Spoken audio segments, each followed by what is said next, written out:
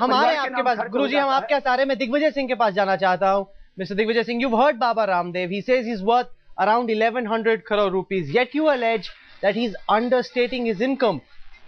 What is the basis of this allegation? What makes you say this? I'm not an income tax authority, nor do I have interest in how much, what is his worth.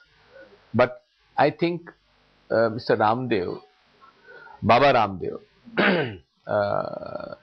if he is really serious about uncovering the unaccounted wealth stashed abroad or within the country, I think he should start from all the donors that he has been collecting from and ensure that all that money is not illegal money. That's an important point you raise, and I want to put that question directly to Baba Ramdev. Guruji, how do you know that the money that you are getting is not black money? जो आपको दान दे रहे हैं उनमें कई सारे बड़े businessman हैं, ये बात तो आप मानेंगे ही। उनका खुद का पैसा काला धन नहीं है, ये आपको कैसे मालूम? देखिए, जो मुझे पैसा दे रहा है वो चेक और ड्राफ्ट में दे रहा है, वो उसका काला धन नहीं है। और यदि कोई बिजनेसमैन या कोई भी व्यक्ति मुझे दान दे रहा है, उसके पास में उसके अलावा कितना धन है, कितनी दौलत है, कितनी जमीन है, कितना उसके पास वर्थ है, इसके लिए मैं जिम्मेदार नहीं हूं। तो गवर्नमेंट के डिपार्टमेंट्स बने हुए हैं, उनको इसकी इंक्वायरी करनी चाहिए। तो हमने जो भी हमें दान दिया वो सारा 2010 तक का गवर्नमेंट के पास सारा का सारा रिकॉर्ड है। और ये जी हमारे आदरणीय दिग्विजय सिंह जी उसके लिए अथॉरिटी होंगी तो इनको भी हम सारे के सारे लोगों के नाम और सब पता सौंप देंगे। ओके, गवर्नमेंट के पास सब है। Okay, Kiran Riju is listening very intently to both what you and Digvijay Singh are saying. He wants to come in and ask some direct questions to Baba Ramdev. Kiran, go on. बाबा जी, मैं सबसे पहले तो जो अरुणाचल में घटना हुआ है उससे मैं दुखी तो हूं, क्योंकि आपका कंट्रोवर्सी जो है अरुणाचल प्रदेश पासीघाट में शुरू हुआ है। हालांकि आपको पता है कि अरुणाचल की जनता कितने देशभक्त, कितना देश प्रेमी है, लेकिन जो घटना हुआ है वो दुखद है।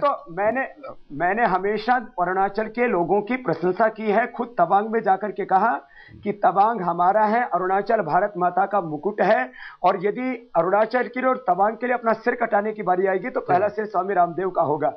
और दूसरा, मैं एक बात ये कहना चाहता हूं, आपने जो बात कही मैं आपकी भी इज्जत करता हूं, लेकिन कांग्रेस की ओर से भारतीय सन्यासी को और भारत के नागरिकों को ब्लडी इंडियन और कुत्ता कहने वालों के खिलाफ कांग्रेस कुछ नहीं बोलती है। और एक सन्यासी जो देश की सेवा के लिए काम कर रहा है उसके ऊपर षड्यंत्र करके उसको दबाने कुचलने का और बिना आधार के आरोप लगाने का मेरा कहने का ये है कि उसमें जो घटना हुआ था, और जब मैं तो दिल्ली में था उस समय, लेकिन मेरा काफी कार्यकर्ता सब आपके शिविर में थे और काफी आपको योगदान भी दिया था वो कार्यक्रम के लिए। और जब मुझे खबर मिला कि उस तरह का शब्द इस्तेमाल किया गया तो मुझे बहुत दुखी हुआ। और जो एमपी भी हमारे साथी है, तो मैंने देखा कि ऐसे बात कैसे हो गया, तो मैंने उनसे फोन भी किया। मैंने पूछा कि आपने इस तरह का शब्द यूज किया क्या, और मीडिया वालों को भी मैंने कहा दिल्ली में अगर ऐसा शब्द उन्होंने इस्तेमाल किया है तो बहुत गलत किया है। तो मैंने फिर एमपी साहब से मैंने फोन किया तो उन्होंने कहा कि बिल्कुल ऐसा हमने बात कहा नहीं है, वो वीडियो रिकॉर्डिंग और जो फुटेज वगैरह है उसमें देख सकता है कि इन्होंने इस तरह का शब्द इस्तेमाल नहीं किया है।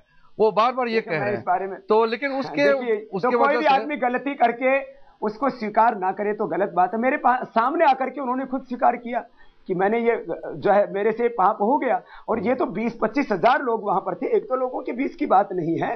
तो बात को मुद्दों से नहीं भटकाना चाहिए। और मैंने कभी कांग्रेस के ऊपर अटैक नहीं किया, मैंने करप्शन, ब्लैक मनी और करप्ट पॉलिटिकल सिस्टम के खिलाफ अटैक किया था। उसमें जो है बेवजह से उसको यदि कांग्रेस अपने ऊपर ले रही है ये ठीक बात नहीं।